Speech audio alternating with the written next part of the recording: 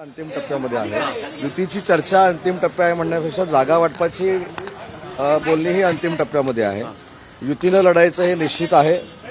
कोणाला किती जागा मिळाल्या ह्याच्यापेक्षा 227 ठिकाणी आपण महायुती म्हणून लढतोय आणि आपल्याला माहिती आहे की स्वतःच्या अस्तित्वासाठी काही लोकांनी काय आघाड्या केल्या असतील, युत्या केल्या असतील आणि ते पुढे जात असतील तर त्याचा कुठचाही फरक हा आमच्या युतीवर पडणार नाही.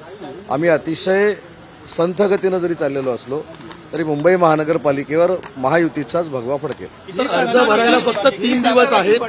2 दिवसापूर्वी भाजपचे मुंबई अध्यक्ष सांगतात 200 जागांवरती आमचं एकमत झालेलं आहे. 27 जागांवरती का नेमकं घोडं अडलंय?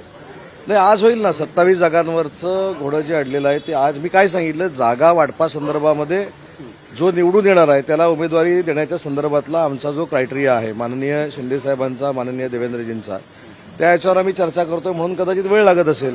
परंतु एक निश्चित आहे की आम्ही युतीनंच लढतोय आणि सध्या भाजपाचे किती आणि शिवसेनेचे किती याच्यापेक्षा 227 ठिकाणी महायुतीचे उमेदवार असतात. आज रामदास आठवलेंनी सुद्धा ट्विट केलंय की आमच्या बाबत तुम्ही सन्मानजनक जागा जर नाही मिळाली तर सत्तेच्या चावीपासून तुम्हाला दूर राहावं लागेल. कुठे कुठे रामदास आठवलेंनी आज ट्विट केलेलं आहे. ते ठीक आहे. रामदास आठवले साहेबांना देखील आमचे दोन्ही नेते विश्वासामध्ये घेतील. सगळ्यात महत्त्वाचा भाग काय की मुंबई महानगरपालिकेवर सत्ता कोणाची असणार आहे, कोण येणार आहे, तर याचं उत्तर महायुती असं असणार. सन्मानजनक जागा मिळते पुण्यामध्ये, त्यामुळे शिवसेना अजित पवार यांच्या राष्ट्रवादीसोबत चर्चा करते पुण्यामध्ये.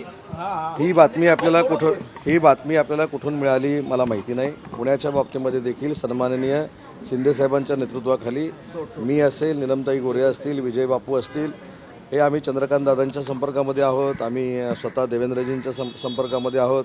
पिंपरी चिंचवडसाठी आमचे आप्पासाहेब बारणे हे भाजपाच्या सगळ्या पदाधिकाऱ्यांबरोबर म्हणजे शंकर जगताप आणि महेश लांडगेंबरोबर चर्चा करत आहेत.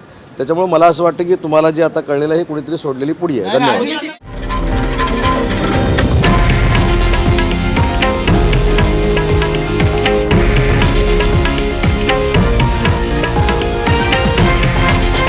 हे आहे देशातील नंबर 1 न्यूज नेटवर्क आणि आपण पाहत आहात TV9 मराठी, एकमेव.